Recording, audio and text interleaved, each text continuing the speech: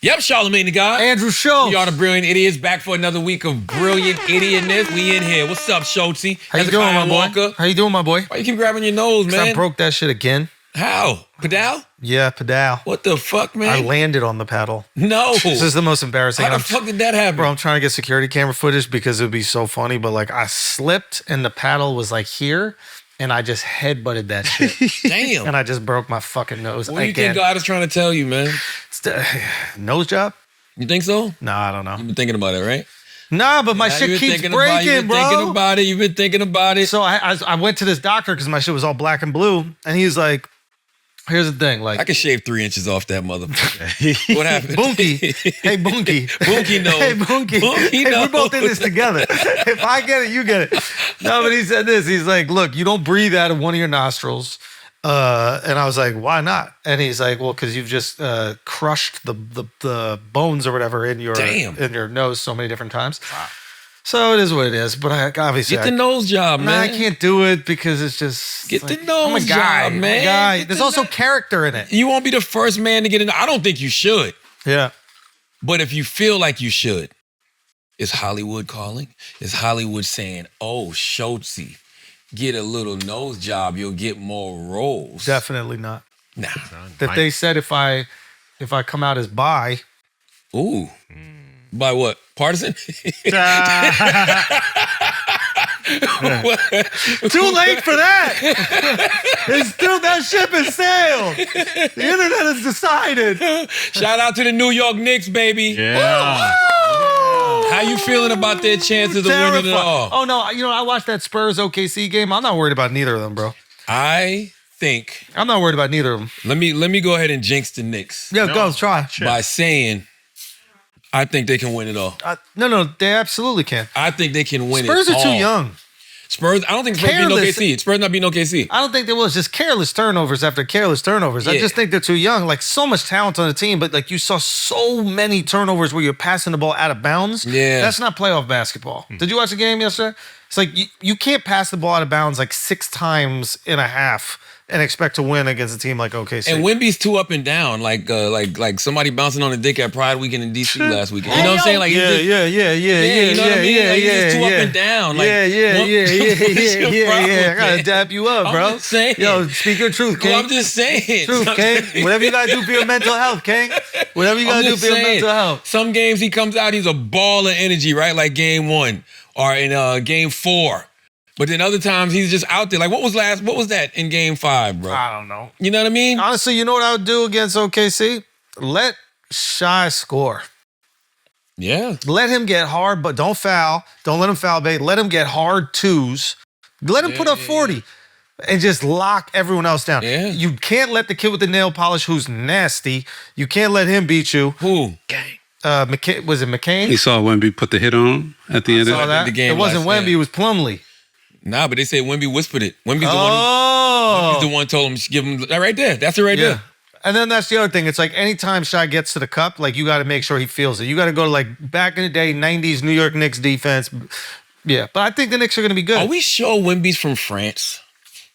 I mean, like I've been hearing him talk lately. I don't hear the accent. Ethnically, you know what I mean? There's probably something else in there. And whispering, the way he whispered the order that hit wasn't very French. I mean, if you talk about how the French have colonized most of Africa, I think that he's capable of some crazy shit. Got you. I mean, he did go to the white guy and say, hey, can you do what we've done for centuries? He went to the black guy. No, he went to the white guy. Plumlee put the hit. No, go look. Trust me, man. Trust me. Well, they said he whispered to both of them. Exactly, but Plumlee was the one that did it. He got to him first. Plumlee got to him first. He got to him first. But yeah, I'm not worried about OKC, and I'm not worried about, definitely not the Spurs. Like, I just think the Spurs are going to be the team. Like, you see it, they have it. But right now, it's just too many careless errors for the playoffs. And Knicks are going to capitalize all over that. The Knicks should just be praying that the series goes 7. Yeah, but pray also, that the series goes 7. Wemby's incredible, don't get me wrong. But like... Is he? No, let me explain. Yes, he is. He's not beefy enough. He don't have old man beef, pause. Fast forward. Like, Cat is just going to run through him. Like, when Cat and OG, they're going to beat up on him. Exactly. Like, eventually, when he fills out and he can really lean into you and get to the cup. But right now, he's kind of like banging off you, then he'll like do a little pull up from 12 feet. Should he ever fill out though? Because if he fills out, he gets bigger. He'll have knee problems. Knees, you know what I mean? Again, I'm saying is that Cat is just going to go straight through him, steamroll. And then I'm not worried about the Spurs at all. And then OKC, I think we got that. Like, you just let Shy score and don't let the other guys beat you. Simple as that. I don't think we should put the incredible label on Wemby yet, though. He's definitely shown. We're talking about potential. Yes, he's shown glimpses of he can be otherworldly, but then sometimes he just looks too mortal to be 7'6". Nah, he's however incredible. the fuck he is. Dribbling like that at 7'6", you're incredible. That's my point. But if you're 7'6" and you have that type of skill set, why are you not dominating every fucking game, bro? How do you not dominate every game at that size and skill set? Yeah, I don't know. I mean, maybe they have two other guys that are starting that are like, they're throwing bodies at him, I guess. But he's still putting up buckets. I just think too many careless errors. You can't. Last night, he was like, what was his stats last night? He was like 0 for 5 from 3. That's the other thing. If the Knicks are going to beat either team, we're going to beat them from the three-point line. That's why I'm like, let Shy score 40 on hard twos. But we just get them 3 for 2 every single play. I feel like you should pause that just because hard twos. Sure. Hard twos. Like last night, he had 20 points, 4 for 15 from it's not great. the field, 0 for 5 from 3, and he had 12 free throws, 6 rebounds. Like you can't let Shy be a free throw merchant though. That's the other thing. I think Shy had like 6 shot attempts last night and dropped 30. Where all my scamming at? Yeah, Shy. That's why I said that. Shy is a scamming ass. Yeah. You can't do it. Flop. Shy be just flopping all over the place as if somebody really fouled him. He didn't do that a lot last night though. Yeah, but he only put up 6 shots. And he somehow must have done enough because the guy's getting fouled on every single play. Every time he jumps in the air, he falls. Wow. Is that real? That's not No, that's AI. fuck out of here. See, I don't want to live my life like that. That's why it's going to be a great disconnect. That right there is why it's going to be a great disconnect, yo. I mean, that was crazy right there. The whole team is just flopping. Yeah, so New York. I don't know which one of these are real and which not. New York is going to handle some of that because we're just going to shame it out of them. And I think the refs will respond Well, to hold that on. too. Brunson's an incredible player. He's among the top 3 most egregious floppers in the league. Yo, shut your fucking mouth, yo. He does. Why would he does you a fuck- little bit, but He not. throws Shy. throws his head back. He jumps into people. Brunson I like gets Shy. fouled. Shy's Brunson cra- actually gets fouled. Shy You're is talking crazy right now, Chris. Yeah, Shy is Chris Paul, LeBron level. Like he's not. Yeah. Free throw merchant. Brunson's. Brunson- I'll admit, Embiid, marketing is in that tier of one of the great floppers, but Brunson's up there. You would not describe Brunson as a free throw merchant. Shy is a free throw merchant. That's the game. I would describe Brunson as a free throw. No. Brunson's pulling up for 3. He's splashing. He's getting to the cup. He's finishing Shy's at the doing rim. all that. He had 6 shots last night. He scored 30 points. Where did he score them from? He had 6 shots. He had more than 6 last night. Look it up. Last night was his worst night, easily. He got 30 from the free throw line. Who? Shy? Shy. Hold on, let me look and see. I know fucking Wemby was at the free throw line a lot last night. Anyway, Knicks got it. I think so, man. And I think that, the world is better when the Knicks are winning. Yo. I agree. Like this feels different. This ain't, I guess because we not used to it. Yeah, Shy, damn, he was 7 of 19 last night. He had 16 free throws. Shy had 30 points 32 on points. 6 made shots. Yeah, 7. It says right here, house of lowlights, I guess. Yeah, I'm looking at it right here. 7 of 19 from the field. 2 from 3, 16, 17 from the free throw line. But we're going to work the refs. Like, the Knicks are going to work the refs. Me and the Knicks crowd. It's better if the Knicks win a championship for the NBA. It's better for the world. The NBA needs that. The NBA needs a New How much you want York to bet? Knicks championship. How much you want to bet the Knicks win the championship? The war in Iran stops. How much you want to bet? Let me see. I think one's already. I don't know if the 2 coincide.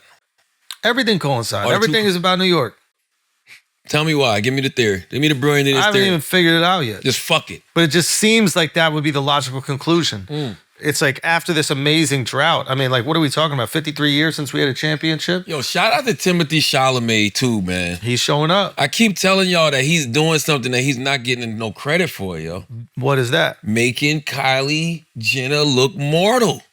Oh, wow. I guess she don't even. Yo, by the way, the NBA don't give a fuck about y'all little girlfriends. yo. Nah. Taylor Swift was courtside with Travis Kelce. Nobody even gave a fuck. Nah, that was Richard Jefferson being a troll. Nah, yo. Richard Jefferson purposely the entire time. Where was like, the NBA cameras? on both of them? They didn't cut to her like the NFL. Nah, not like the NFL, yo.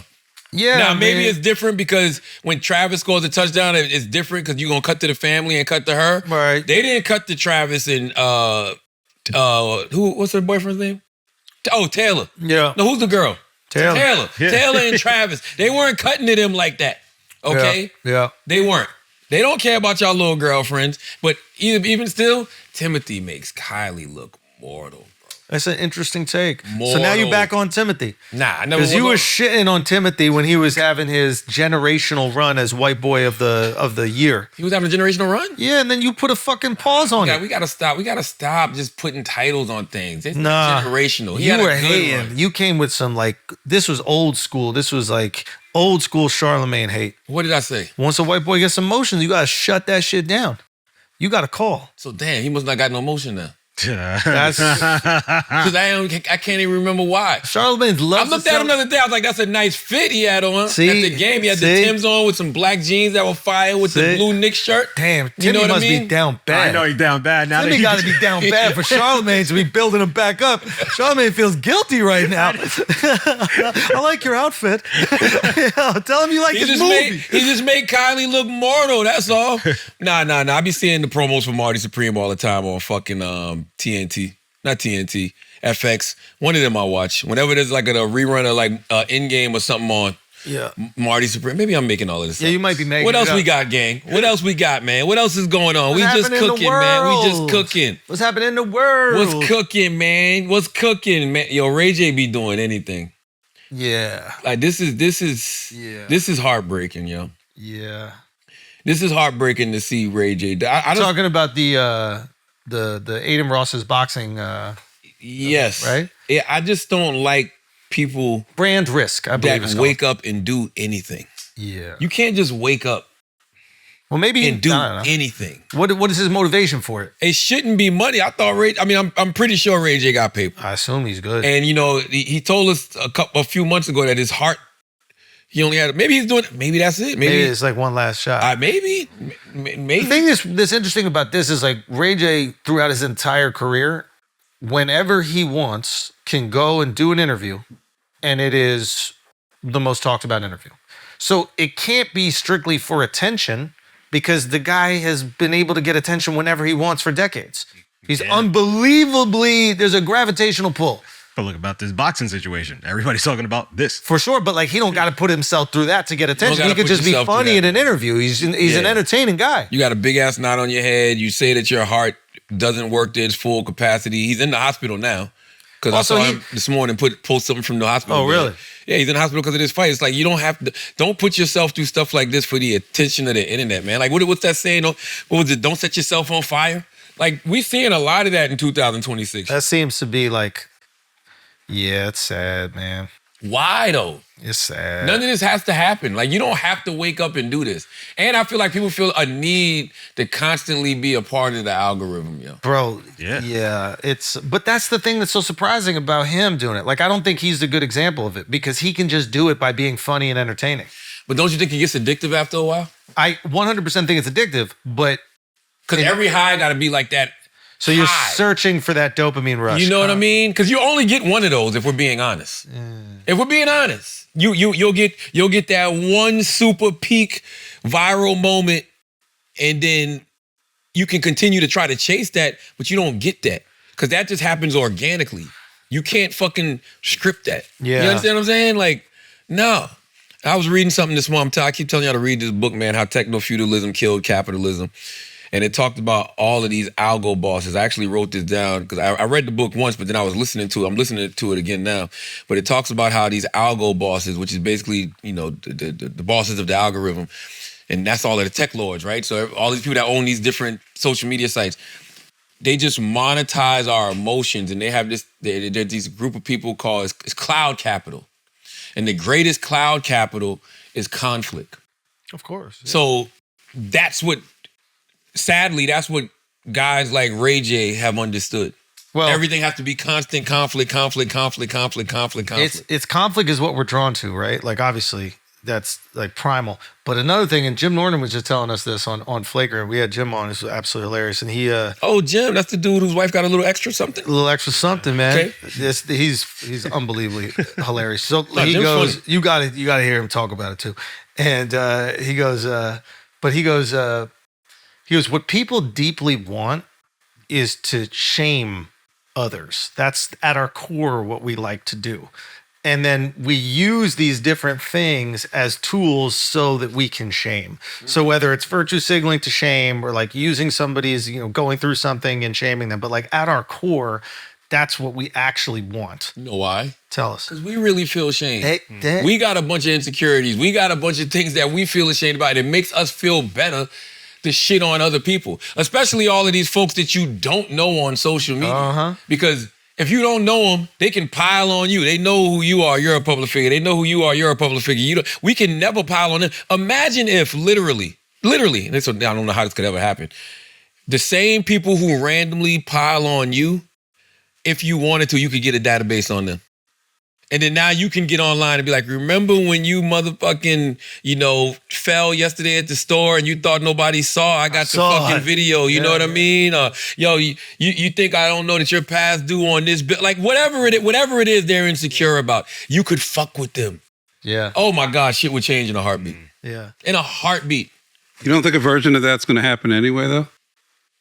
Like, let's say, it does. When you die, don't you think your kids are going to want to get your Google password, your phone password, read all your chats, go through all your messages? Yeah, but how does that help the person that's attacking you, though? Like, how do you get at the person that's constantly coming at you?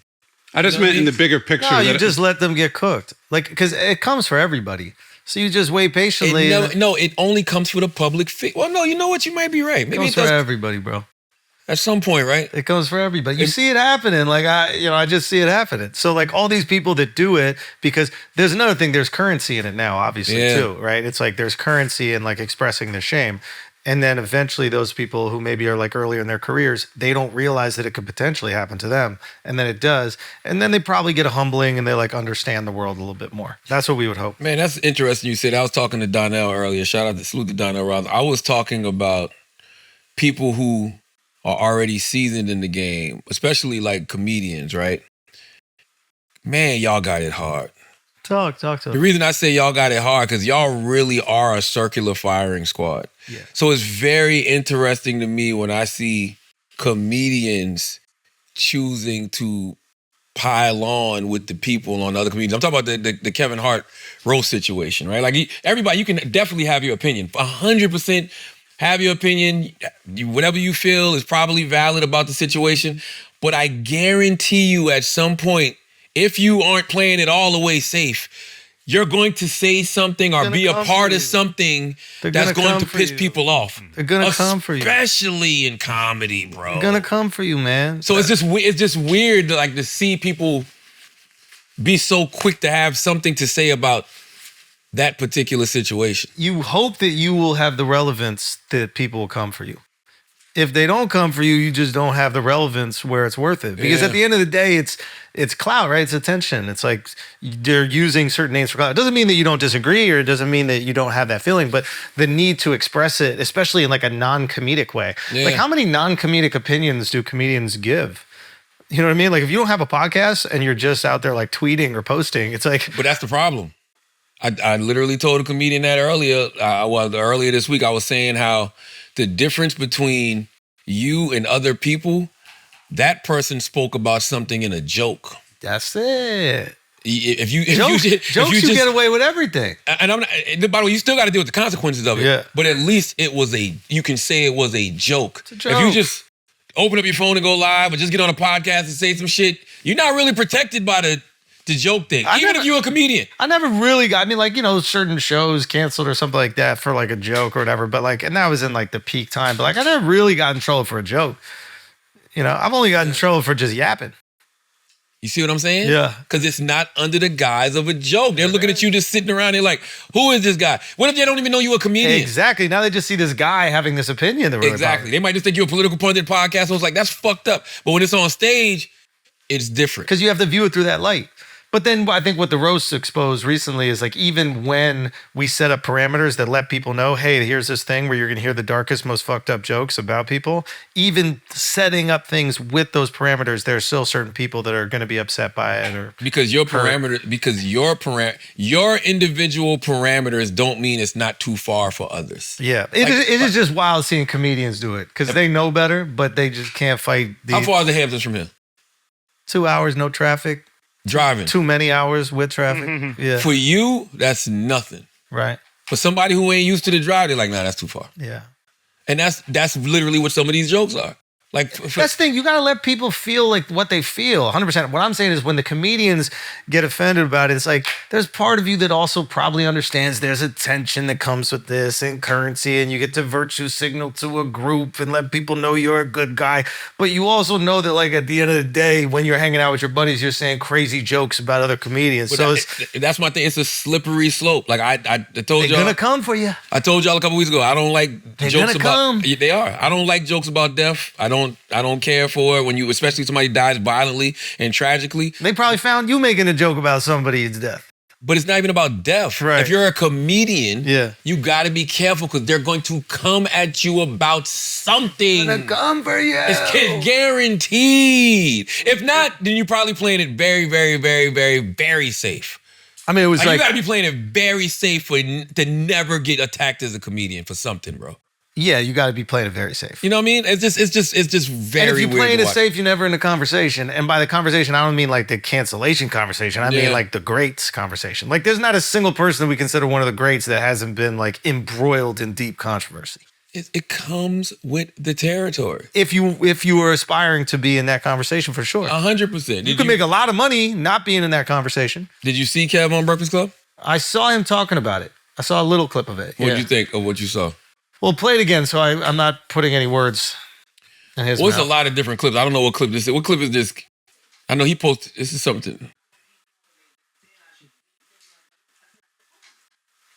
Oh, let me see this. Pause that, Chris. Kevin posted, "We are living in crazy times. Truth no longer matters."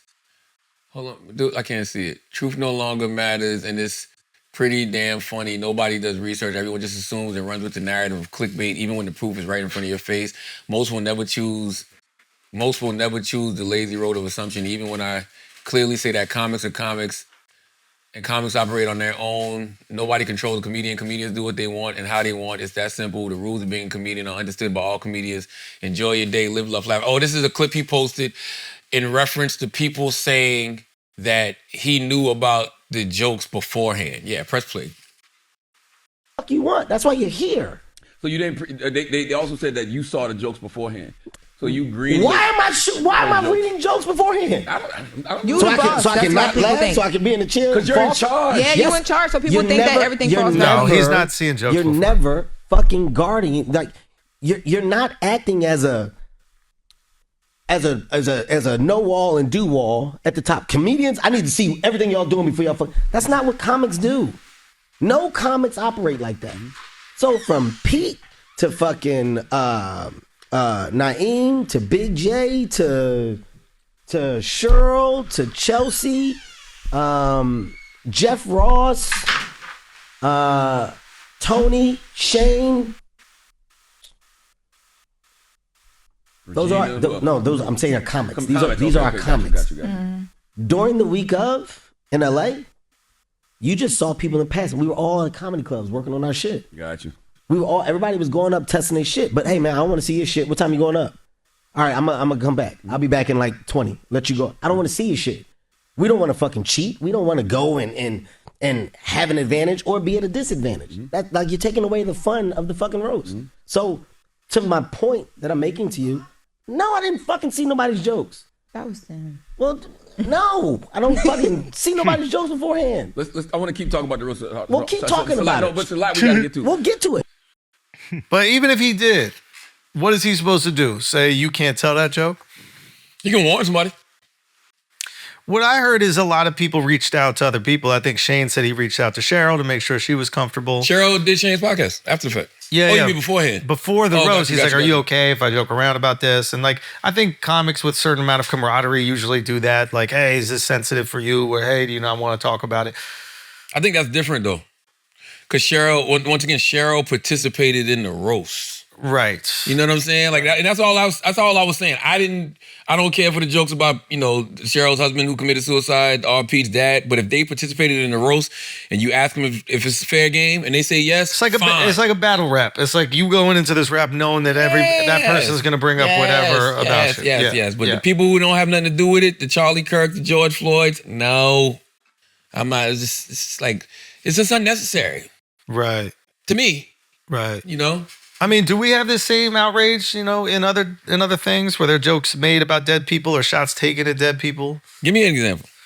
I don't know. I'm trying to wonder if there's certain songs that we've heard and listened to where there's some heinous things said about the dead, and do we have the same thing where it's like, oh, that was We don't like that either. You talking about when these kids be like, yo, we smoking on such and such pack. We don't even know these kids and we think that shit is evil. But is there the same outrage about it? Is there the same displeasure? Is there the same? Well, I think it's the difference because we don't know. It kind of feels like it's more like, hey man, it's just freedom of speech and this is their experience and let them have it. You don't know these people. I mean, we do. No, you don't. If these Chicago rappers, and I don't even want to say Chicago rappers because more than Chicago rappers do it, but that was a thing for a minute. I don't hear it at all anymore. But when they were talking about smoking on such and such packs, right? We didn't even know these people that they were talking about. Right. I didn't. You know what I'm saying? But you these are situations that the world witnessed. We watched George Floyd get killed by Derek Chauvin. We watched Charlie Kirk get his head. And this stuff is fresh. Yeah. People are allowed to feel whatever they feel. That's the big disconnect here is that a lot of times everybody's allowed to feel what they feel. You're allowed to let people feel. Absolutely. I think what's always tricky is when you start to attribute motivations to the people that are saying the jokes. The goal for the jokes is always to make people laugh. And in this situation, it's going for the edgiest, darkest, wildest thing because that is what a roast is about, has always been about, and what will always be about. There's a reason why it's not just a bunch of clean comics up there telling knock jokes because that's not what a roast is, right? Tony don't be doing himself no favors though. I saw his reply on his podcast when he was like, "I'm not a Nazi, I'm not racist, but you are black and you are Jewish." What the fuck that got to do? I think you misconstrued what he was saying. What did he say? What he was saying is I was called gay, a Nazi, and a racist by these people. He said he's none of those things. And I'm none of those things. Mm-hmm. But when I said these things about these people, I am that. Meaning when you said these things about me, they were all just jokes about me. But when I said these things about you, you think that I mean them as truth. Because people are really black. No. And really Jewish. For example, jokes about him. So the jokes that were said about him by all the other people on the dais, right? We look at them as not how they actually feel, but just jokes that they were making about him. Yes. But then when he said things, people are looking at them as actual truths that he feels. No, I'm with you, but that's my point. Calling somebody a Nazi or racist is an opinion. Calling somebody black and Jewish, if they are black and Jewish, that's a matter of fact. So why is he I'm saying why is he equivalating the two is what I'm saying. Right. I think what you know what I mean? Why is he comparing people calling him gay, Nazi and racist? I think it's maybe, and I'd have to watch the clip to know exactly what he said. But I think more what he's trying to say is when these things were said about me, we know that they're jokes coming from these people. But then when I said things about them, it's as if I really mean these things. So why do you get afforded the luxury of joking, but I am serious? Tony, my boy. Yeah. They wasn't joking when they was calling you that shit. Well, then that's how they really felt. All right, they was not joking. So then that's... We just got in. We're fresh off of Los Angeles live last night. The roast of Kevin Hart was something else, huh? It's the first time I've been called a Nazi multiple times in just a few hours. I guess that's what LA writers' rooms, all these, a lot of mentally ill liberals out there that somehow with all these fucking blacks and Jews and Mexicans around me, I guess I'm a fucking Nazi somehow. I guess the guy that pulls names out of a bucket giving everybody an opportunity is a Nazi. Isn't that something? I was by a bunch of people that have never written anything in their lives, that literally have just been reading cue cards and teleprompters every project they've ever done, with the inability to improvise whatsoever, no opportunity to have their own thought. They just read what the writers wrote for them without any originality whatsoever. And the writers I used to work with, there's a few great writers in that writer's room, and the rest of them are just living in a bubble of mental illness, and it's very exciting. But, I mean, the most of it, you know what I mean? I got called a Nazi, gay, a racist over and over again. I'm none of those three things, a little fun fact. But they are they are fat, ugly, black, and Jewish. Everything I said was real about them, just a reminder. I don't get that. You get what he's trying to say. No. Everything was real about them. Like, I don't understand what, if Nazi, racist, Okay. bad things. Then he said fat, ugly, black, and Jewish. Sure, I understand what you're saying. I understand don't get it. black and Jewish those are not negative things. I think what he's trying to say is when I'm making jokes about them being fat, ugly, black, or Jewish, those things are real. Mm-hmm. So listen, it's Tony's talking. I don't want to speak for him, but I imagine the juxtaposition he's trying to create is all these things said about me are jokes, and we all take them as jokes, and it's fun. But the things that I said, the jokes I said about you guys being fat, ugly, black, or Jewish, are all of a sudden real because it's coming from me. Why am I not afford the same luxury as them? It felt to me like he's saying, you called me a Nazi, you called me a racist. Those things aren't true.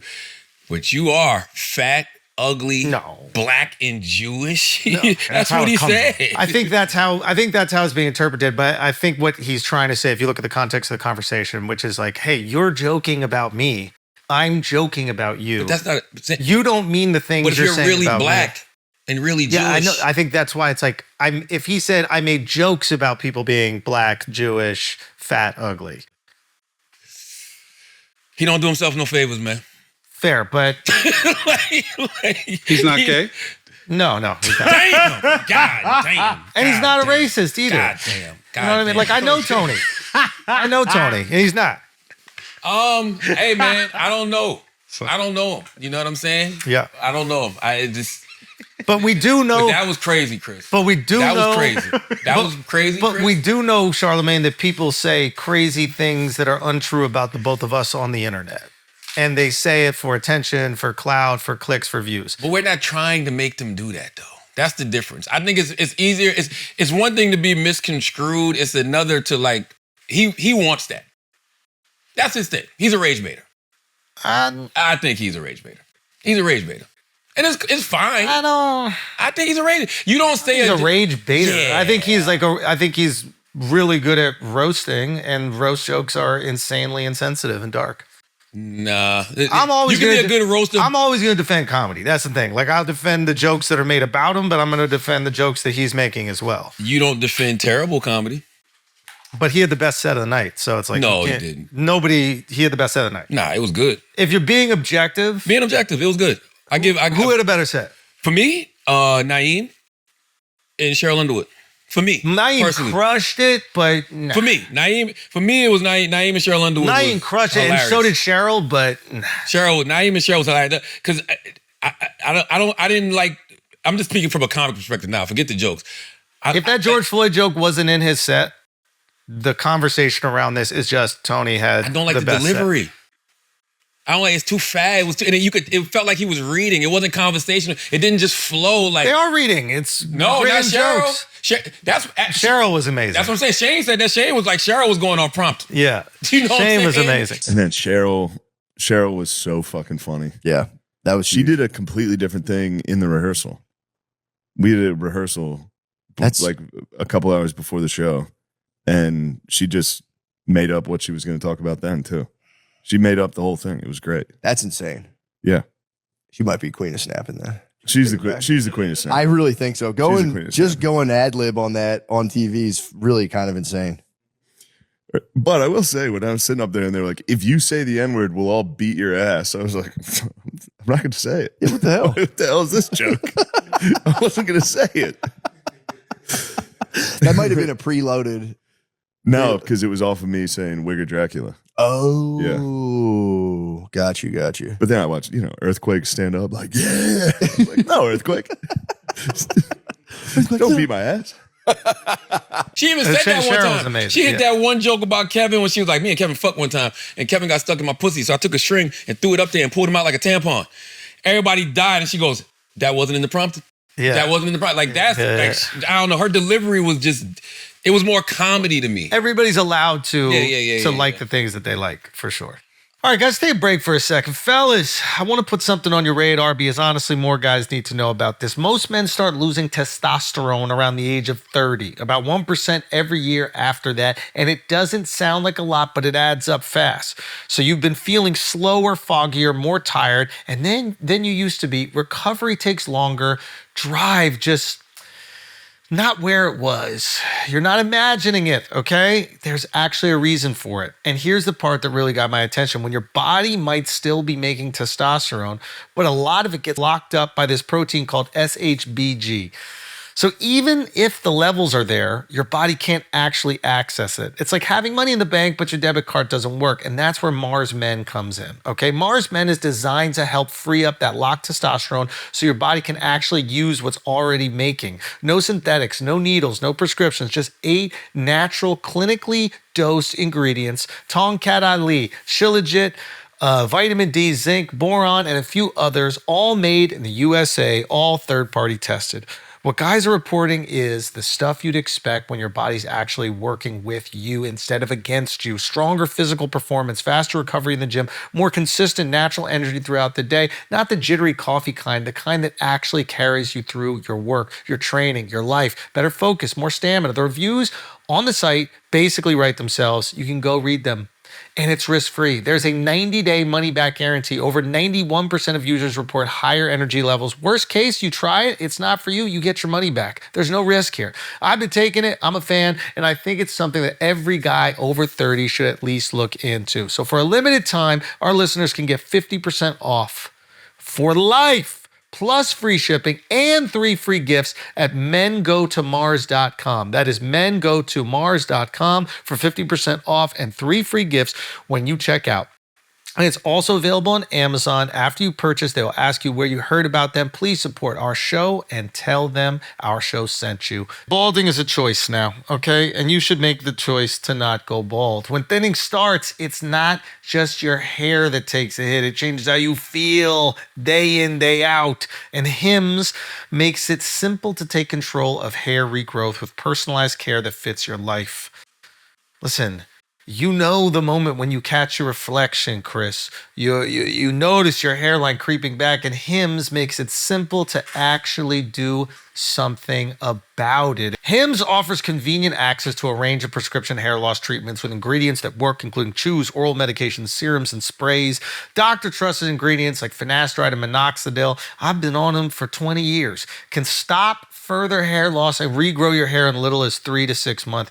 You shouldn't have to go out of your way to feel like yourself. Hims brings expert care straight to you with 100% online access to personalized treatment plans that put your goals first. Find the right hair regrowth treatment for you with flexible subscription options, access to 24/7 provider support, and once-a-day treatment options that fit your daily routine. Think of Hims as your digital treatment front door that gets you back to your old self with simple 100% online access to trusted real health concerns all in one place. So for simple online access to personalized and affordable care for hair loss, weight loss, and more, visit hims.com/idiots.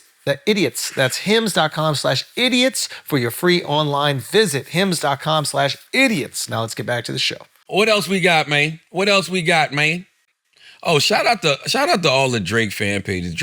I don't know who likes to clip us more. Oh wait, what happened? Drake Were people fan upset? pages are Republican fan pages. Well, first of all, shout out to Drake. Drake got the number 1, 2, 3 album in the country or some shit like that. Wow. He broke Michael Jackson's record. Wow. Means nothing. You know what I mean? Great feat. What? Hold on a second. What? It means nothing. What? I said something crazy? What? How are people supposed to take your you criticism didn't let me of Tony seriously? You didn't let me when finish. You just say he put out you 3 didn't let out. me finish. Okay. I would say it means nothing in the grander scheme of music, right? Because numbers do lie. Is it a great feat? Yes. But we comparing apples to oranges, bro. But you just added stuff and it didn't even make it any better. Yo, why can't you compare apples to oranges? Like, they're the most similar fruit. I hate that term. Nah. Apples and oranges? Nah. It's basically the same. Nah. Oranges and fucking tangerines. You know what I mean? That's just oranges. It's more of a comparison. You wouldn't have to compare them. They're the same shit. You compare things that are not similar. Apples and oranges. But why can't you compare things that are not similar? You compare two different basketball players that haven't played in the same generation. You can't compare chicken and steak. Yeah, you can. No, you can't. Why not? To be honest with you, I don't know why we say you can't apples and oranges. Why? Why? Like, let's look that up. We compare everything. Say that. I have no idea why we over here. It's comparing apples to oranges. That's what we do. I feel like I understand. It makes sense to me. Apples and oranges are completely different fruits, right? But they're still fruits. They're spherical. They're sweet. They're delicious. All I want to say is I don't want to take away from Drake's accomplishment. I just want y'all to know that there is a difference between the type of music Michael Jackson has given us compared to the type of music Drake has given us.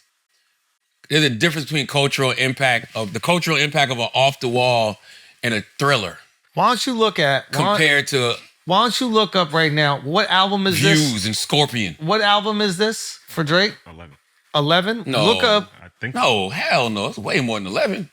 Oh, it's 11th number 1 or something like that. So, Oh, it might be 11 then. I thought he had more. I thought he had more solo albums than that. But like, you know, Michael Jackson is absolutely amazing. That's all I'm saying. But you're also I don't comparing Michael's best work to Drake's latest work. If you compare Michael's 11th album to Drake's 11th album, I don't know if you feel the same way. But Michael don't even have 11 albums. Michael got 5. Michael Jackson has 5 of the top 20 highest selling albums of all time. Yeah, he's Nobody a ever talks about that. generational talent. Off the Wall, Thriller, Dangerous, History. You realize and Bad. Do you realize what a compliment it is? Yes, this is like Jordan LeBron. To be compared to Michael Jackson. Like it's not though. That's the problem. It's not. But when you can only be compared to Michael Jackson, if we're not comparing Drake to, legends like KRS-One, we're comparing him to someone who's in a different genre. That's how successful he is. Are you comparing him that because his music is that impactful? Or just album sales? It's just album sales? Skin color. Because if it's just album sales, it's really not close though. Skin color and allegations. Michael didn't have streaming. That's true. You had to go to the store to buy those albums. And he's got 5 of the top 20 albums of all time. By the way, I want Drake to have all these records. I want Drake to have all of these number ones. Because it just makes Kung Fu Kenny's victory look more sweet. To be able to say you beat the best-selling rapper of all time in a rap battle, to be able to say that you beat the person with the number 1, 2, and 3 album in the country in a rap battle. Let me ask you a question. Woo! Kung Fu Kenny, baby. That's a hell of a W, yo. Can you name the people who have beaten Muhammad Ali in a boxing ring? Yes. Name them. Joe Frazier. Wrong. Joe Frazier did Joe. No. You already got it wrong. Joe Frazier didn't beat Muhammad Ali No. Joe Frazier didn't beat Muhammad Ali? No. Muhammad Ali did a rope-a-dope against... He lost 5 matches. Sorry. George Foreman, I thought you were saying. Yes, Joe Frazier. I was about to say George Foreman. George Foreman. No, George Foreman lost to him. Joe Frazier did beat him. I thought Joe Foreman beat him once too. No. Joe Frazier, Joe Frazier beat Muhammad Ali in the Garden. Ken Norton. Yeah. Joe Frazier, Ken Norton. Mm-hmm. Hold on, give me a second. Joe Frazier, Ken Norton. That's all I got. I don't. Larry Holmes. But that was towards the end though. That was towards the end of his career. He lost 5 fights. Pull those up. Muhammad Ali Larry Holmes was a sparring partner of Muhammad Ali back in the day. Leon Spinks. Leon Spinks. Joe Frazier, Ken Norton, Leon Spinks, Larry Holmes, Trevor Burbick. That was the last one. Yeah. Holmes and Burbick can't really count. But Leon Spinks, you know why we remember Joe Frazier? Because you saw in the movie. No, because he was the first. In the fight, he broke Muhammad Ali's jaw. Yeah. That was at the Garden, right? Yes. Big left hook. Big ass kicking. Yeah. We will never forget the ass kicking. Can I just tell you one thing? My dad was at that fight. He actually scored the fight for Ali. Really? Yeah. So there was a contested fight, but yeah, Joe got it. 100% Joe got it. He broke Ali's jaw. He knocked him down, all that shit. The point that I'm trying to make here is that this wasn't a contested fight between Kendrick and Drake. Who do we remember more? Do we remember Joe Frazier more? Or do we remember Muhammad Ali more? Muhammad Ali, but for other reasons. Well, I guess what I'm trying to say is that for other reasons. Yeah. No, we remember Muhammad Ali for the fighting as well as the stuff he did outside the ring. No. But it's mainly because he was one of the best heavyweights of all time. He's arguably the greatest boxer ever. I think Floyd is. But yes, my point that I'm trying to make is... we do remember him for his activism. Yes, of course. But like... Yes, that was the ultimate sacrifice. The point that adds to it. The point that I'm trying to make is at the end of your career, you don't really remember a battle that was lost. You remember the war. And Muhammad Ali won the war. But there wasn't a war with Frazier. I keep. What do you mean? There was 3 fights with him. But It I think y'all keep forgetting that Kendrick Lamar is a artist himself. So was Joe Frazier. Joe Frazier was the guy back then. Are you kidding me? Smoking Joe Frazier. One of the greatest ever. Yes. All I know is he broke Muhammad Ali's jaw. Yeah. And beat him. And Muhammad Ali kept fighting. Me, do I remember him? And I say yes. And he's from South Carolina. So yes, I remember Philly. Smoking Joe. Yeah, I thought it was from Philly. He's born in South Carolina, though. Okay. Look it up. He's born in South. Come on, I know it. He's born in South Carolina. Look it up. I couldn't tell a little bit. People say Prince was the better artist between him and Mike. Once again, but Mike is still the bigger. He still has a better legacy. That's a better comparison. Mike, if you're comparing artists, you compare Mike to Prince, but these young kids don't know that. Right? But that's what I'm saying. See, Drake and Kendrick right now, people would say Kendrick's the better artist. I don't but at like the end that of the day, discussion. Drake is going to be the bigger. At the end of the day, Drake will be Muhammad Ali. Yeah. And right now, we don't know what Kendrick will be. There's a version where Kendrick will be Muhammad Ali at the end, but we're not at the end yet. But one battle will not define the legacy. Right now. Kendrick is Muhammad Ali right. He might clip be. This. Hey, Drake, clip this, Drake fan page. Academics TV, run with this, okay? Kendrick is Muhammad Ali right All now. people care about is the last thing you by the did. way, that's right. That's all people care about. Recency You know bias. the last thing Kendrick did? Iceman. That shit is all about him, okay? No, but who? Kendrick was the motivation for Iceman. Clip this.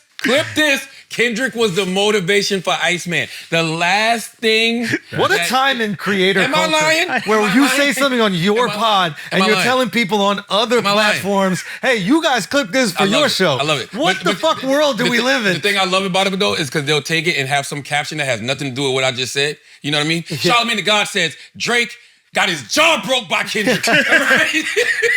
Charlamagne the God says Drake got his jaw broke by Kendrick, and Kendrick is Muhammad Ali. What I'm saying is time will tell who Muhammad Ali is. Time will tell who the big. Showed us. No. What I'm saying is time isn't done yet. Time isn't done yet. Right after Joe Frazier got that decision, I think it was at MSG against Ali, I'm sure everybody was like, yo, this is the greatest fighter. He's the best. He's the number one. Just like what happened after Kendrick won that battle. Did time stop 2 years ago? Now Drake dropped. Drake is the conversation. Now Drake is the person everybody That's an supports. incredible stat. I didn't realize that's true. What? He's got 12 in the top 200 albums. I mean, the top number 1, 2, and 3 albums in the country is that's nuts. You know what's so crazy though? No, you're saying currently he has 12 albums in the top 200. So what I'm trying to say is recency bias. We're all guilty of recency bias. We watch a fight, we see a fighter win. We're like, oh my God, he's back, and that's the best, most destructive person on the planet. He loses, and everybody goes, oh, he's washed, he fell off. He comes back and wins again. It's like, nah, he's back, he fucking got it. So we're all victims of the recency bias. What about when it's a head-up matchup though? See, that's what you're. It don't matter. Yes, it does. No, it doesn't. It's a head-up matchup. Bro. If you fuck me up in a shadow boxing, that shit don't count. Or you fuck me up in a virtual fight, but if we meet head up, bong, bong, physical, mano a mano, and I wash you? That's a generational thing. What? You come from the generation, I come from the generation where the battle was the top of the mountain. It should be. That's not for these kids, man. That's crazy. My kids love Drake. They don't give a fuck that he lost. They don't care. I'm with you. Yeah. I'm just speaking from a clipping standpoint. He got his ass handed to him by Kendrick Lamar, and Kendrick Lamar beat the guy with the number 1, 2, and 3 rap album in the country. This is a tough task. This is no small feat. It's a great notch. And he made it look easy. But hold on. It's a great notch on Kendrick's belt. Yeah, that's all I'm saying. Hold on. It's a great notch on Kendrick's belt, but think about it. do you want that to be the peak of your success? It wasn't though. Because if the peak of your success is beating the bigger guy in a battle, then you're Buster Douglas. Now you're Buster Douglas being Mike Tyson. But he's not Buster Douglas. Let me just get it all out. My point is, and this is why it's like I think a little bit reductive of you to view Kendrick like this, and I thought that you thought he was better than this, is that if you think what makes him great is beating this other artist, now you have to put that other artist way above him because that's what makes the victory be. If he's beating artists way below him, you wouldn't even look at it like a notch on the belt. You're creating a David versus Goliath argument, and right now you're saying Drake is Goliath. No. Why would you do this? No, what I'm saying is... Why would you put us through this emotionally? Clap it! Clap it! What I'm saying is 2 heavyweight champions of the world were circling each other for years. One is putting up numbers over here, building his empire over in Canada. Another one's putting up numbers over here, building his empire in Compton. They circling each other. Oh, there's a little jab over here from one of them. Yeah. Oh, a jab over here from one of them. Yeah. One of them says, fuck that, I'm ready to really engage. Boom, lays the gauntlet down. Yeah. Okay, Drake goes, all right, fuck that, let's go. Yeah. Hit him, 1 strike. Hit him again, 2 strikes. Yeah. Everybody's like, oh, come on, Kendrick. I'm like, come on, Kendrick, you on the clock, goddammit. You gotta do something. Yeah. He comes out and within a week, light work. A week, that's all it took. 1 week to have this guy still scrambling 2.5 years motherfucking later, okay? Spent 2 years crying about him, sued, got the #1 album, 2 album, 3 album in the country, and the first album is inspired by the guy who just beat your ass. That's something special, Schulz. You don't want to respect that victory. Or you could That's a special victory. That's 11-0 in the That's 11-0 in the playoffs. 11 straight games. Then go beat the Spurs or OKC in the finals, yo. Or you could say didn't really knock him out that much. If he came back and immediately the next project is a triple drop and all 3 of them go 1, 2, 3 in the charts, it's like how much damage you really do. Oh, so you giving him credit for the audience attendance? Yeah, it's music. I still see a fighter that's still a little punch drunk in the ring. How drunk are you if you 1, 2, 3? I can't stop thinking about my last opponent. I got my ass beat so bad, I can't stop thinking about that ass whipping, but I'm too scared to call for a rematch. Exercise the rematch clause. Did he not? No. Exercise the rematch clause. So what is he? How does he exercise? He goes, here's a direct diss at you? He don't. Because he don't want to. He knows. It's an interesting argument. But that would be how he would have to do it. He would have to send a diss track. Say it, yes. Right back out. I want another round. Yeah. He'd have to be like Black Panther. I don't even want to use Black Panther because he's mulatto. He'd have to be like Rocky after Rocky got rich in Apollo Creed. God damn, that's crazy now that I think about it. Oh my God. The only person that can get Drake back to heavyweight championship status is Kendrick. Kendrick is Apollo Creed, the most important character in the whole Rocky franchise. And what happened to Apollo Creed? Rocky got jealous and had to write him out of the script because he was too important. And then he ended up having his own franchise. Then he ended up having his own franchise of movies from a child. Is that what happened? Yes, that's what happened. We've had this conversation before, by the way. Now we can make a hard left real quick. Apollo Creed was the most important person to the Rocky franchise. Rocky franchise fell the fuck off after Rocky IV. Oh, I'm not against. He was the most important person to the Rocky franchise. Gave Rocky meaning in Rocky I because they fought, right? Rocky had to beat him in Rocky II to win the championship and prove to himself that the first shit wasn't a fluke. Rocky III, Rocky becomes the biggest heavyweight champion in the motherfucking world, gets all of this money but loses his mojo in the ring. Clubber Lang fucks him up, like does him dirty. Apollo Creed has to train him and get him back to heavyweight champion status. Then at the end of Rocky III, ding, ding, me and you gotta fight one-on-one real quick, okay? Just for me. Nobody that is them go at it. Then Rocky IV, Apollo fights the Russian. Russian kills Apollo in the ring. Yeah. Rocky has to go avenge him. So what you're saying is... And hold one more thing. Yeah. Rocky's son couldn't get his own franchise. It's 3 fucking Creeds with Apollo's son. Stop playing with Apollo Creed. Stop playing with Kendrick Lamar, okay? I think you make a compelling argument. I think personally, Rocky's the most important character in the Rocky franchise. He's not. But that's just me personally. He's not. But I think what you're trying to say is the only way for victory for Rocky or Drake. There's no Iceman without Kendrick. Can I get this out? Kendrick is Iceman. Can I get this out? He's cold. Can I just get this out? Yes. The only victory for Drake, right? Given the way that you just explained the situation where like the person that actually took out Apollo wasn't Rocky, it was this like Russian behemoth, right? Drago. So Drake has to ask Jack Harlow to battle Kendrick. Is that what you're trying to say? Ivan Drago was a bot, bro. Yeah, you know what? Jack Harlow have to go heads up with Kendrick? You know what Ivan Drago represents? All the bots that they used to go at Kendrick. Okay, that's what Ivan Drago represents. I don't know if you want to bring up bots with Kendrick. They didn't win, though. I don't know. I think you just move off on that one. Yeah. They didn't win. All right, anyway, let's pay some bills, man. What we got? Salute to Kickoff.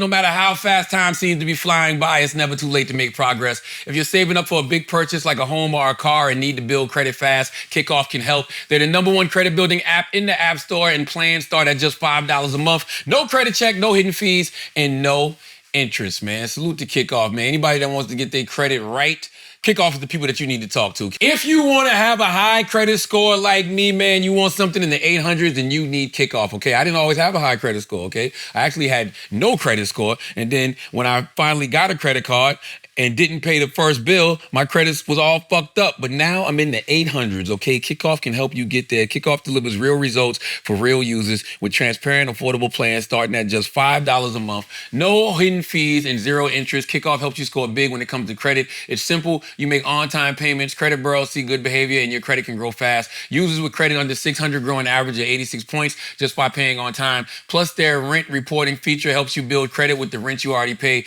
Every positive on-time rent payment gets reported to help boost your credit. Start building credit immediately for only $1 for your first month. Sign up in minutes from your phone. No credit check, no hidden fees, no interest. With over 1 million users and hundreds of thousands of positive reviews, there's a reason why Kickoff is the #1 credit builder on the App Store. Start building credit with Kickoff today and get your first month for as little as $1. That's 80% off the normal price when you go to getkickoff.com/idiots today. That's Kickoff, Kikoff without the C. Get Kikoff.com/idiots. Must sign up via getkickoff.com/idiots to activate offer. Offer applies to new Kickoff customers. First month only, subject to approval. Offer subject to change. Average first year credit score impact of plus 86 points between August 2024 and August 2025 for Kickoff credit account users who started with a score below 600, who paid on time, and who had no delinquencies or collections added to their credit profile during the period. Late payments may negatively impact your credit score. Individual results may vary. All right, let's take a break and pay some bills. Salute to Dylan, man. Dylan Optics. Dylan Optics literally might be the coolest sunglasses you ever put on. I am not exaggerating. I'm putting these on right now, and it feels like I got on prescription glasses because when you look at these, right, you're like, okay, Mate lenses, cool. Am I pronouncing that right? No. I mean, Matte. Yeah. Matte lenses. Yeah. Matte lenses. Then you put them on and immediately feel like everything is in HD. This is true. I'm not even joking. Right now. These lenses are different. They've got this patented matte lens technology that completely kills internal reflections, no glare, no seeing your own face floating in the corner of your vision. They're a game changer. The founder, Steve Dillon, was in the Air Force, then started literally baking lenses in his mom's oven. That's not branding, that's America. Now they design and manufacture by hand. They've got their matte lenses that eliminate reflections, and their stabilized resolution lenses adjust the light and make everything sharper and clearer. These are performance sunglasses that also look fire. So if you want sunglasses that actually make you see better, not just block the sun, check out Dylan Optics. Go to DylanOptics.com now and save 10% off with promo code IDIOTS. Okay, church announcements, Hezzy. June 4th, Life Paddle Classic, Dumbo Paddle House. We are doing a charity tournament, paddle tournament, raise money for this amazing IVF foundation, Baby Quest. It's one that my wife and I work with, and we're going to raise a bunch of money for them. NeuroGum has got involved. Shout out to NeuroGum. This is the best. And they're going to do it with us in Paddle House in Dumbo. And June 4th, we're going to be doing it. You can go buy the Andrew Schulz Dad Bundle at NeuroGum right now. Go to neurogum.com, I think, is where you can go get that. But also, if you just want to donate, it's an amazing cause to donate to. You can really help people start families. And it's an incredibly expensive process for those that don't have support from their jobs, et cetera. But it's the most rewarding one, I can tell you that for sure. store. So we're going to be doing that, man, and we're going to raise a bunch of money for them and play some paddle and have some fun. Dope. Also, I'll be coming to Virginia Beach June 5th is 6th, and then August 8th, I'm going to be coming to Halifax, Nova Scotia with Camp Patterson, SNL's Camp Patterson, Lucas Zelnick, Mark Gagnon. So we're going to be there August 8th. We'll see you out there. Also, July 18th, I'll be coming to Brea, California. Okay, we just posted those. So tickets available right now for theandrewschultz.com. Go grab them. And New York City, I got another comedy show coming to you. You know how I do it. CancelComedyX.com to get your tickets. That show's going to be on June 24th at Bathtub Gin. It's a interesting spot. Trust me, you'll see it online. But yes, CancelComedyX.com to get your tickets. And then also my tennis series, we got the second event that's going on July 24th. And get your tickets for that one at theallloveclub.com. I'll see you guys there. If you were at the first one, I saw a few of you brilliant idiots there. Y'all had an amazing time. Let's run it back. Peace. My church announcement, June 1st, man, please set your reminders. The Breakfast Club starts streaming live on Netflix. Let's go. Starting on June 1st. So from in New York City, East Coast time, 6 a.m. to 9 a.m., The Breakfast Club will be live on Netflix for 3 hours. So you get to watch the whole show. Are you excited? Yeah. Nervous though? I'm not nervous. I mean, for me, this was, I told you this a million times. This was the ultimate goal, right? Like, to be live on Netflix globally, right? Yeah. So 6 a.m. in New York is what? 11 a.m. in London. 10 a.m. in Ghana? I don't remember. I think London's 5 hours ahead of us. I think Ghana's like 4 hours ahead of us. So it's just gonna be interesting. You know what I mean? It's a new frontier of just media, man. You know, like it's crazy, man. It's really awesome. To have a show that, 15 years ago started as a show here in New York. It's hard you can't call a New York show local, right? It's New York City, right? It's the biggest media capital. Man, for us to grow to what we've grown to be, from national syndication to be in 100+ markets all throughout the country, to now be streaming on Netflix live, 6 a.m. East Coast time every morning from 6 a.m. to 9 a.m. It's gonna be interesting. It's gonna be interesting, and it's not just us on air. It's like when we're not on air, it's like we're behind the scenes. Like anybody that's watched this on Twitch or watched this when we're on YouTube live, it's like just us in the studio. So those same conversations you see in the studio, those same conversations you see us, have in the building, you're gonna see on So on Netflix. when you go to music or you have to do a pee break or any of these things, that's all gonna be live. Live. Oh wow. It's a screen, it's a live. And are you on a delay or anything? Like what if you guys say something crazy? Everybody better look alive, God damn it. Right? Wow. Better look alive. So if somebody comes on the show and says something crazy, it's live. Yeah. 100%. Well, the interviews are always pre-taped.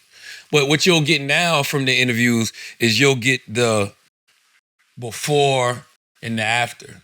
Because what people don't see when they sit down and watch interviews on YouTube or watch them on Netflix now, like they start, hey, it's the Breakfast Club, but now you're going to see them in the green room, them in the hall. Like you'll see the whole the whole thing. Oh, it's going to be dope. It's going to be really dope. And they'll be able to, like, on air, when we air interviews, like let's say Kev's interview was 1 hour and 35 minutes. So when we played that back, we played it over 2 hours, right? So we played it in the 7 o'clock hour and the 8 o'clock hour, but we don't play the whole hour 35 minutes.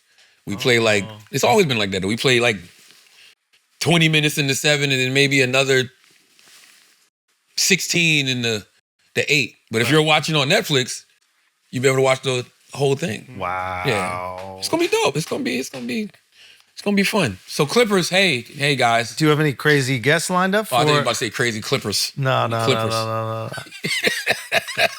If you want to work for me, guys, okay. You say any crazy guests? Yeah. I gotta look at the schedule.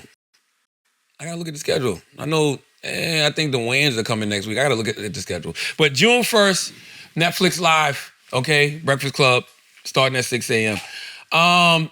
Circumcision, what's this fish called? Oh, I seen this fish. Oh, you like this fish, Schultz. This fish right here, but this can't be real. Whoa. That's gotta be AI, yo. Either that's AI or you got some freaky ass scientists sitting in the lab just making up shit now. Talking about people waking up to do anything.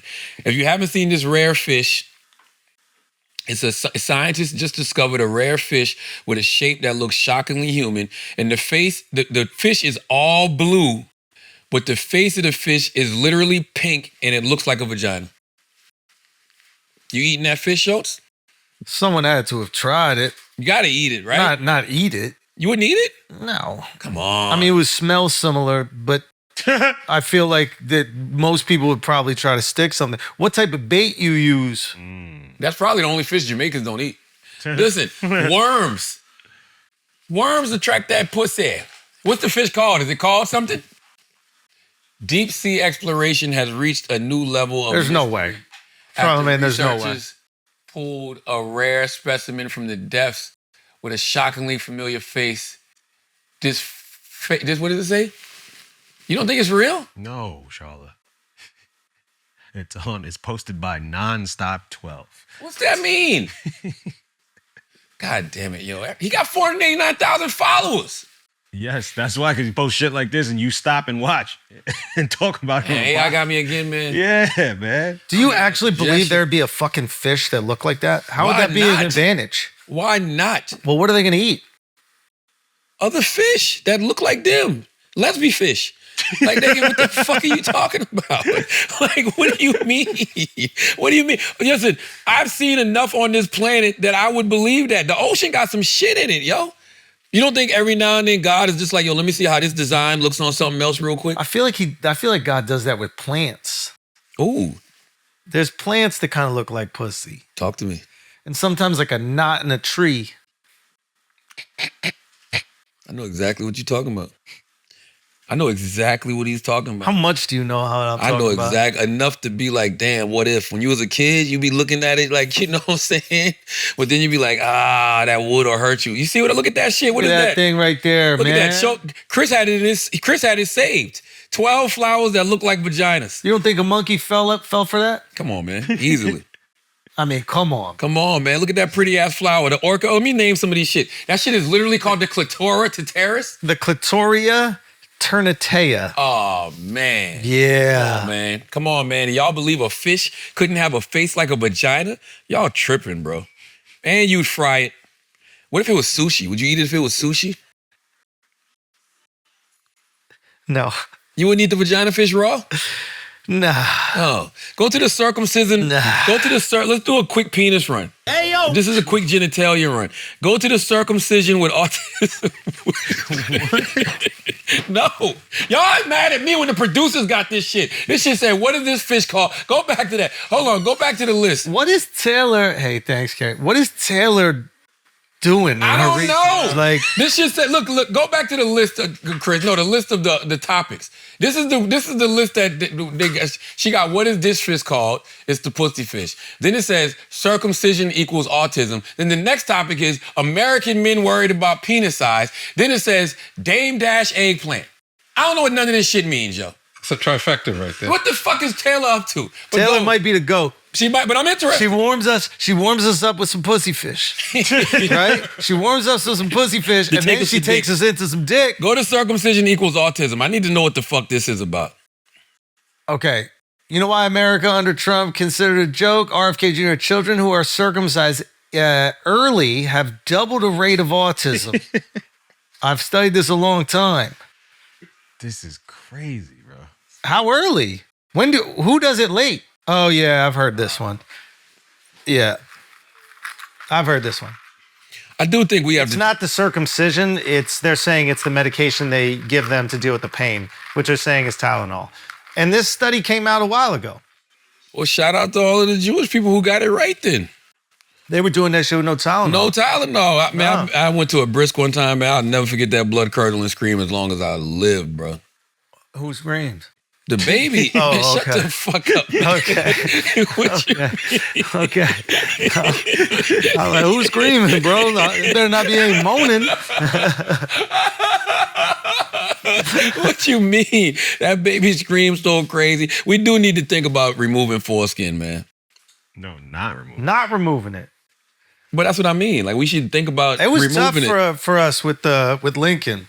with our boy. Like that came down to the wire. You should keep it. You should have kept it. Oh, we still have it. See, that's my thing. Put it in the ring. That's what I'm saying. What are they doing with all of this foreskin, bro? You already know what they're doing. I did a whole thing on this. What, building a dome? No, building a what? Building a dome? Is that what the Iron Dome is? Building a dome. No, they sell it to what's it called? Companies that do like facial creams. No shit. The hospitals sell it. They sell it to these companies that make facial creams, anti-aging facial creams. Really? Yeah. Huh? So what, they melted or something to make it a nice little I think paste? they extract like the stem cells from it or something like that. But yeah, that's what they do. And then Jews bury it. Huh? Yeah, Jews bury it. Bury what? Bury the foreskin. Oh, okay. And then do what? I haven't told you this joke? No. And if you bury 10 of them, you'll grow a bank. Not a money tree? A money tree.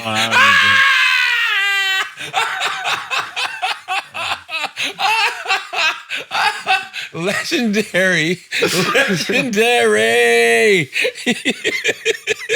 But not for real, they bury it because they can't throw it in my the garbage because it's part of your body. And you know, what is it? There's ashes to ashes, dust to dust. That's how God wants it. So it's like, they're not allowed to throw it out, so they got to bury it somewhere. I respect that. 100%. I never knew they did that. Because I always think about that. What do they do with all this fucking foreskin? The hospitals will fucking sell it, man. They're selling foreskin. Don't think that some of y'all not walking around here with foreskin coats either. Okay? All that shit ain't leather. Honestly, you're right about that. That's what they make raincoats out of. I believe it. Because what's the most water repellent, you know? Yes. A dick, right? Like, you know what I mean? Like, nothing repels liquid more than a dick. You absolutely motherfucking right, man. So all your raincoats. What else we got, man? Yo, what else do we have? I gotta go. I gotta do some asking this because hold on. Oh shit. Okay, click on this one. Yeah. American men worried about penis size. Why? I read the article. So basically, they're saying as part of the whole maxing movement. What is look maxing? Trying to look the best, doing whatever it takes to be handsome or beautiful, because being handsome and beautiful is more important than anything else. Okay. Meaning, like, it will give you more of an advantage in life than being smart, than being rich, than being anything else. Because being attractive is the greatest advantage you could possibly have. Pretty privileged. Yeah. But what I got to do with your penis? So people build up all this pretty privilege that looks maxing, but it's almost for nothing because at the moment of truth, they have, in the case, you have a small penis, there's essentially nothing you can do to looks max that. So now people are trying to, I guess, inject them. Or I heard about that. Or stretch them.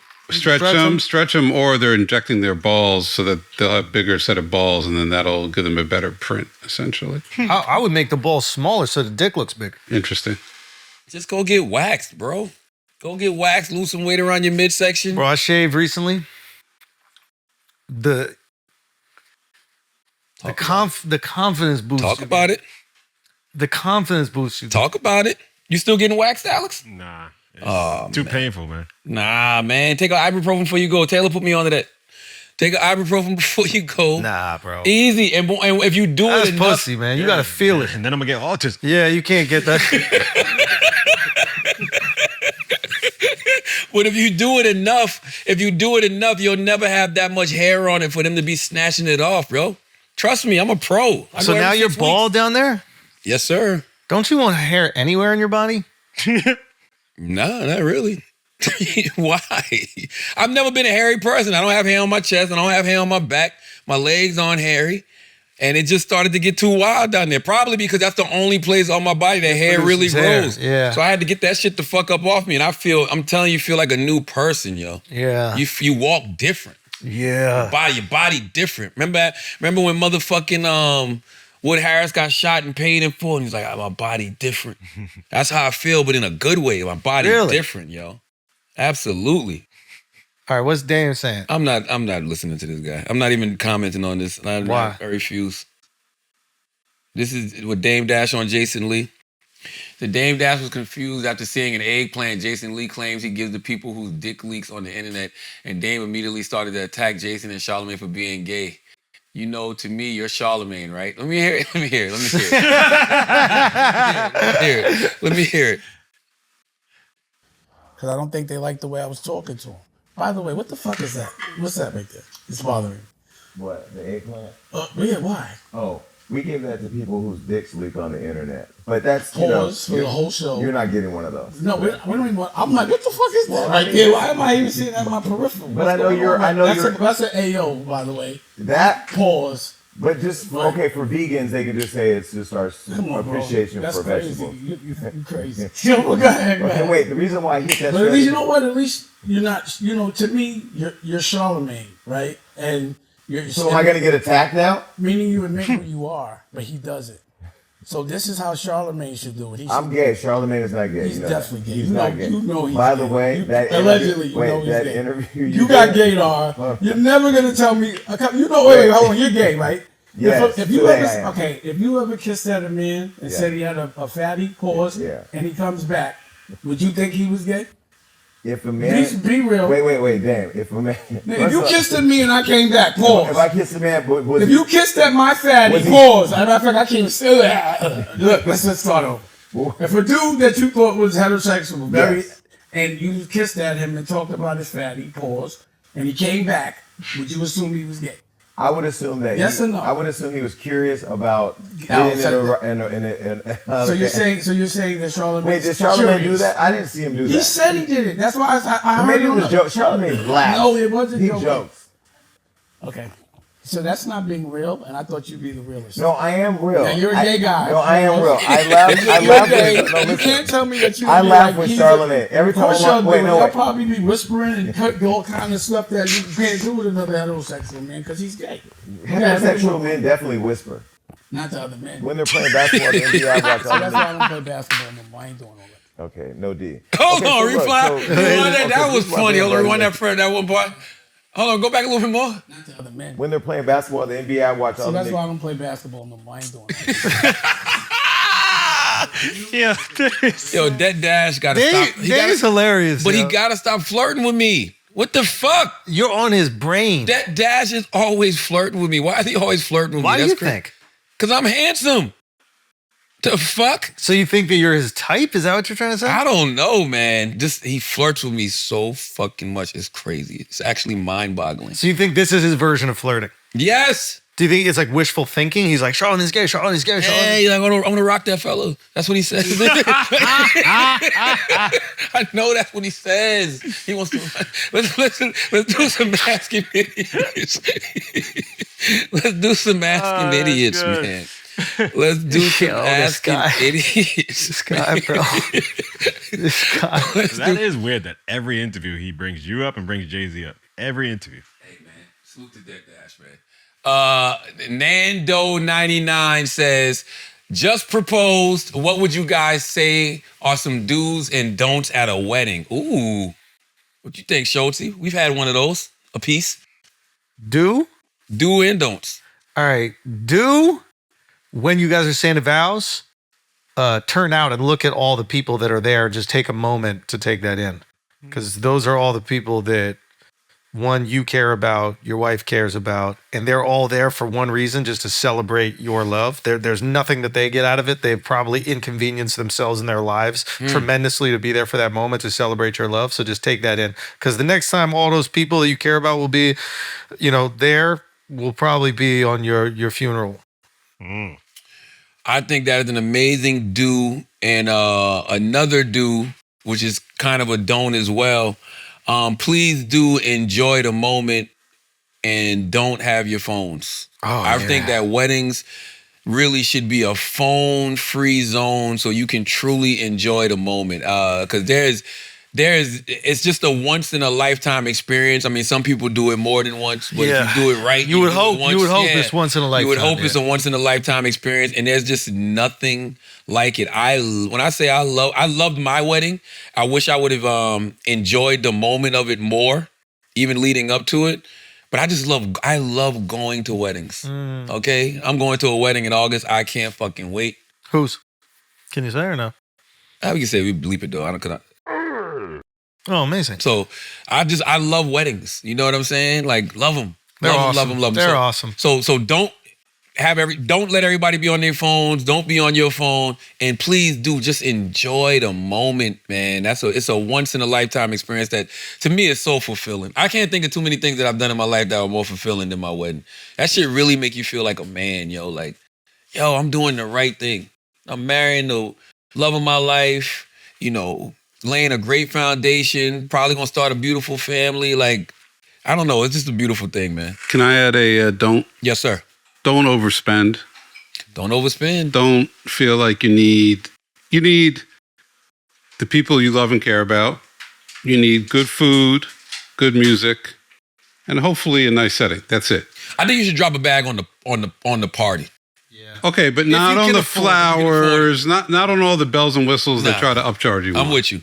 If you can afford it, act your wage. Right. But drop a bag on the party. Like that's because I love the ceremony, but it's everything after the ceremony. Is only 20 minutes. Nobody's gonna remember the food. Right. Nobody's gonna remember the family flowers. style. I did family style at my wedding. Yeah, It's fine. But So the party they will remember.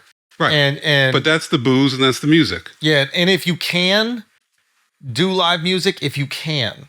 It's expensive and they hit you over the head for a wedding, but if you can, there is something about a band playing the songs that you know and love and someone actually singing these songs. Yes.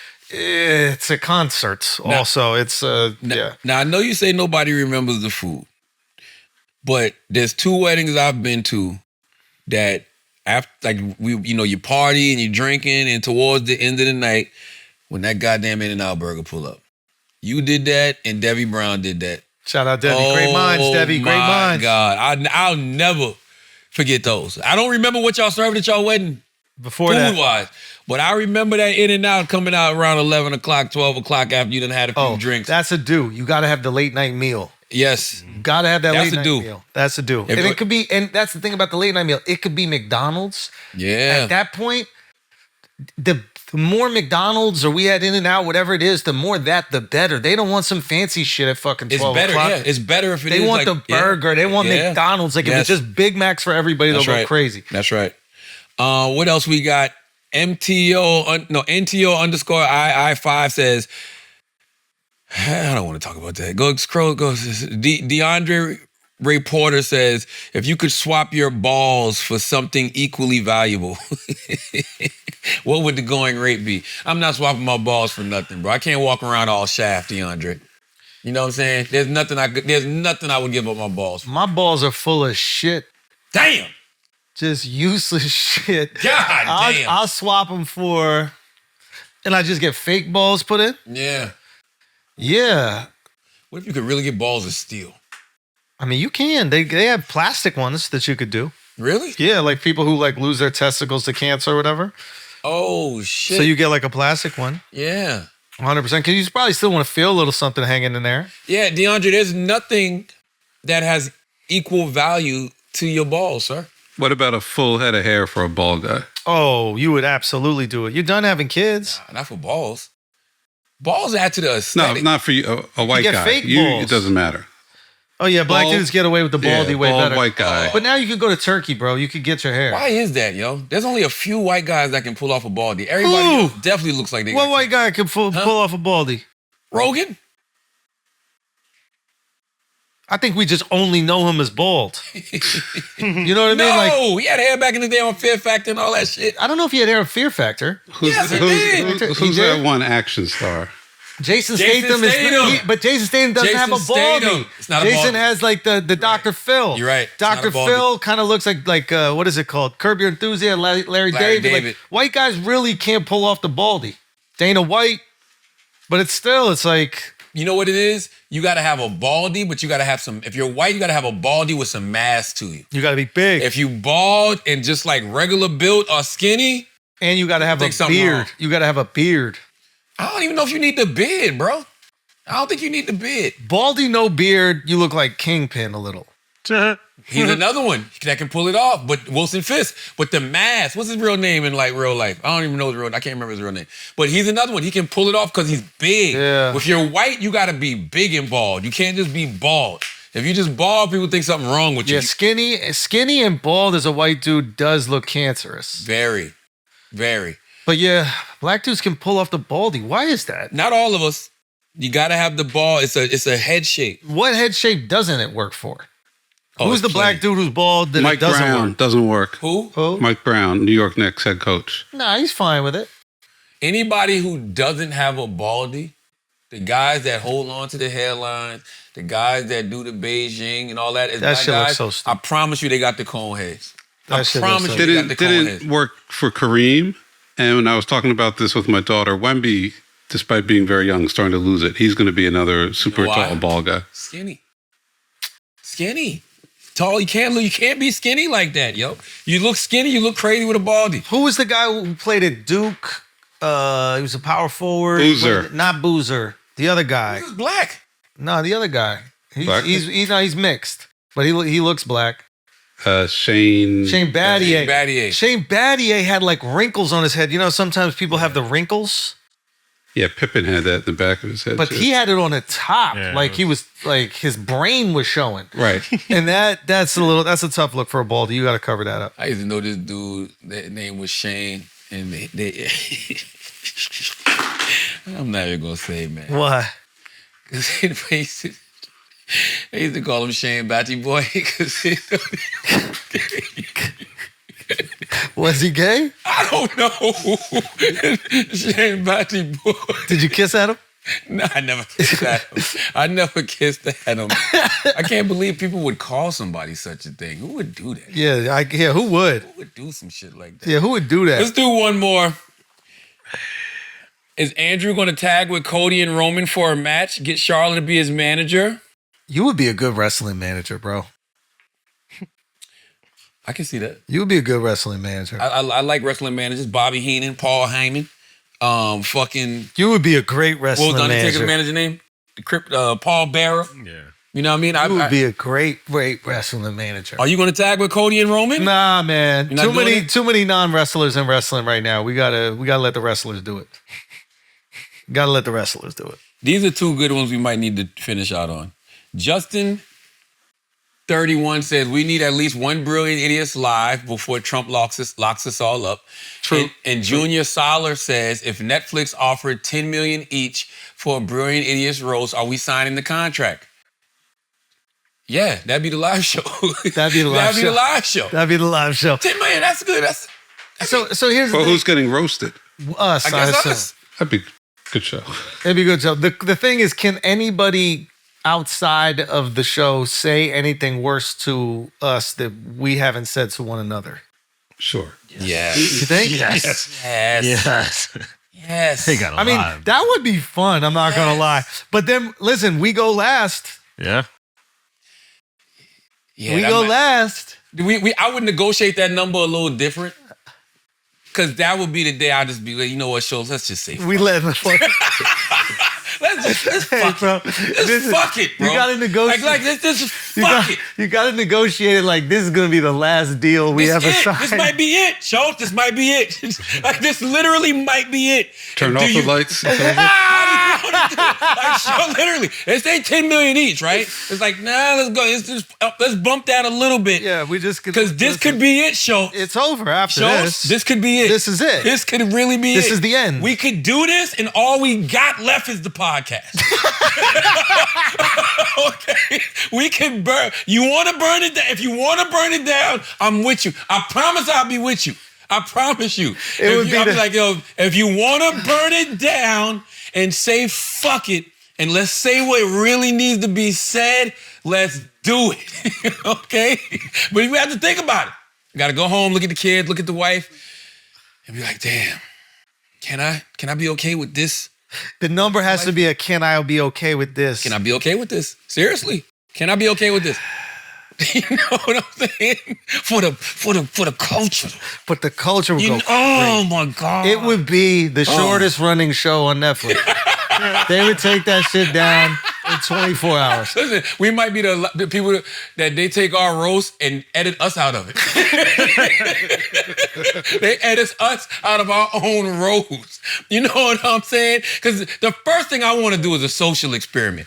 I just want to see You know, they say there's a lot of things you can't talk about, but they say everything's free game in comedy, right? Everything's fair game in comedy. Yeah. I just want to see. Yeah. First off. Yeah. Then I get to everybody else. Like if you want to burn it down, let's burn it. 3 years. 3 years. 3 years. Let that contract go. 3 years. Yeah, get paid out for your contract. 3 years. 3 years. I mean, I'll still be in the contract, but still, I don't know about shit like that. If we burn it down, I don't know how that works. I don't know. It's worth a thought. But to answer both of y'all questions. Yo, you know what's funny? We ain't even going to be making fun of the other people on the dais. We're just going to be saying every word we're not supposed to.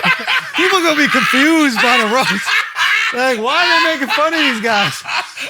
Like, you should say something about Kevin Hart, man. That's not what we're here for. All right, No, I'm gonna start it off by telling everybody I got Tourette's. I'm gonna tell y'all the secret. Me too. I got Tourette's.